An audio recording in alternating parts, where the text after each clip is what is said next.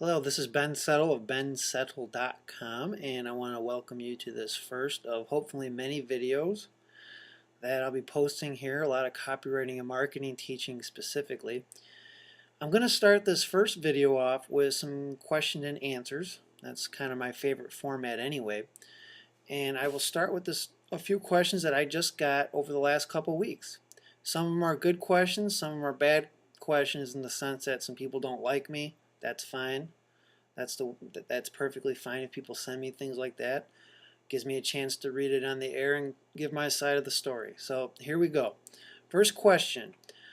And this first question, by the way, is in response to a couple email/blog posts that I put up a couple weeks ago. They both had kind of, I wouldn't say offensive necessarily, but definitely I pushed the edge a little bit on the titles. One was called the SEO Copywriting Hell Bitch. No, actually it was called Taming the SEO Copywriting Hell Bitch. And the other one was called Why I Pee on My Sales Letters.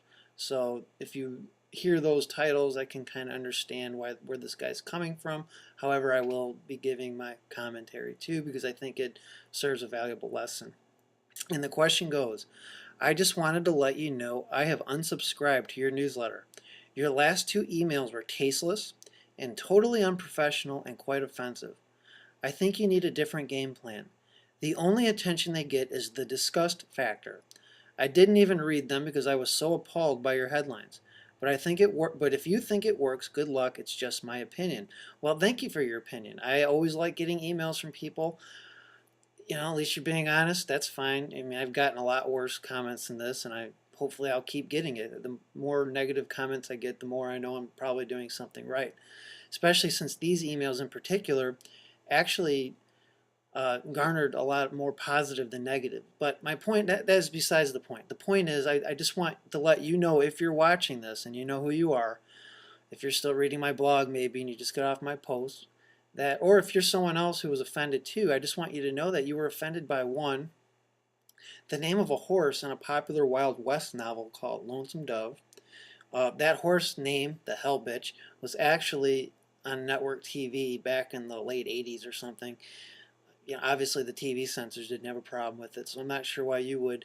But two, the other one, Why I Pee in My Sales Letters, it's an acronym. It's an acronym for how I write my sales letters: persuade, engage, entertain. Now, if you're offended by that, that's fine, but I think had you opened the emails and actually read them, you might have had a different opinion on this. I wasn't trying to disgust anyone or anything like that. The whole point of an email subject line is to get people to open it, which the vast majority of people did, according to some of the stats I saw on this and according to the feedback I got on this. So anyway, I just think that's a valuable lesson in and of itself, to spend a lot of time on your subject lines, and don't be afraid to be out there a little bit. Now, let's go to the next question. I noticed you have a lot of transcribed interviews on your website, which I do. I don't have them all transcribed because I may be doing something else with these interviews later, but yeah, that's true. Do you have a good transcriber that you can recommend? Actually, yes. The only company I use right now to do my transcribing is allcustomcontent.com. That's allcustomcontent.com. They do an extremely good job. Yes, they're a little pricey, but they're pricey because you're actually getting some very good quality transcribing done. There's very little errors, maybe one or two, just little things that maybe the person transcribing it just didn't understand what the person was saying or whatever. The person I've been dealing with over there, Annette Elton, her and her crew do an absolutely phenomenal job. I never have any complaints. To me, it's worth every penny because accuracy is time, and time is money, and you don't want to spend a lot of time reading through transcripts because some transcriber was from some weird corner of the world who barely speaks English was transcribing it for you just to save a few pennies. I wouldn't recommend it, especially if you're going to use it for content. So definitely go to allcustomcontent.com and let them know I sent you, because they always like to know where their clients are coming from, which is understandable. The next question. I keep hearing about how the economy is going to tank. I don't easily scare, but if I lose my job, I'm screwed. I want to do copywriting on the side, but I work 50 hours plus a week, and I don't have a lot of time to learn how to get into this game. How can I get started? What's the fastest and easiest way for someone like me to get going in the copywriting arena? That's a very good question because I was in the same circumstance when I was just starting out. I mean, I'll tell you right now, when I was getting started out, I would just grab time wherever I could. I even kind of finagled my way into the second shift of the place I was working at the time just because I knew nobody would be there at night, and I actually got a lot of copywriting done.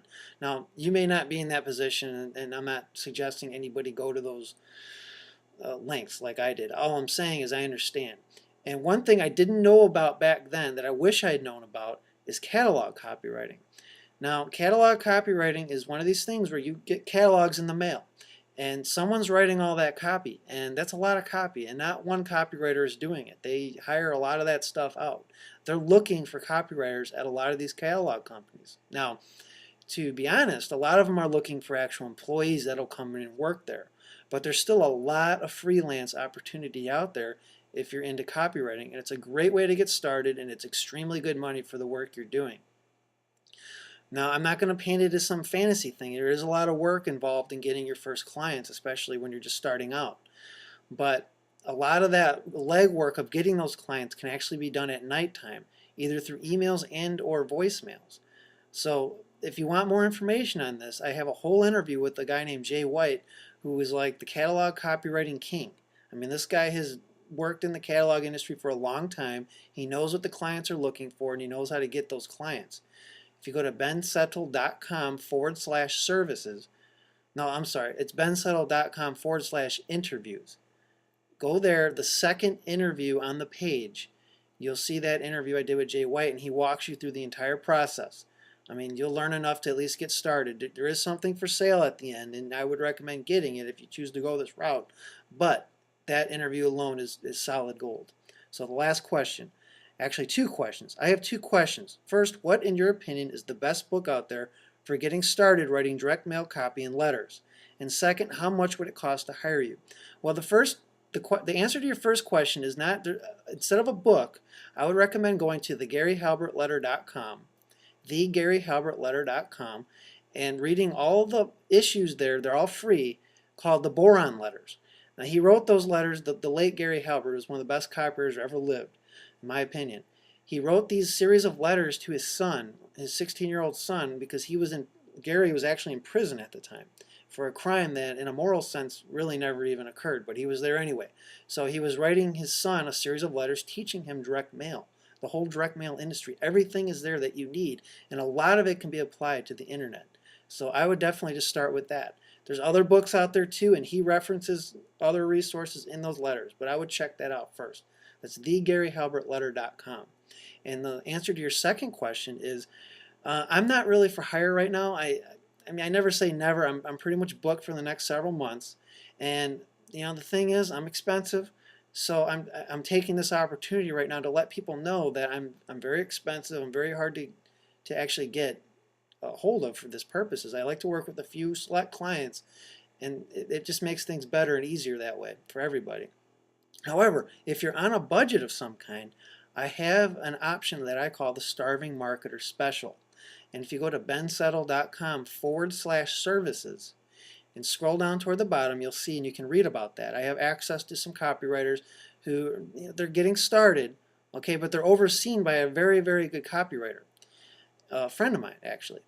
And even, you're not going to get champagne level copy out of these guys. You're going to get what you pay for. Actually, you get a little more than what you'll pay for, as you'll see. But, they're more like beer level copywriters, if that makes sense. But as I like to say, at least they're imported beer. So they're a little bit better than the average. So that said, those are the questions I wanted to go over. Thank you for watching my first video. Any comments, questions, criticisms, whatever, you can send them to me at bensettle.com. And I look forward to hearing you. Thank you.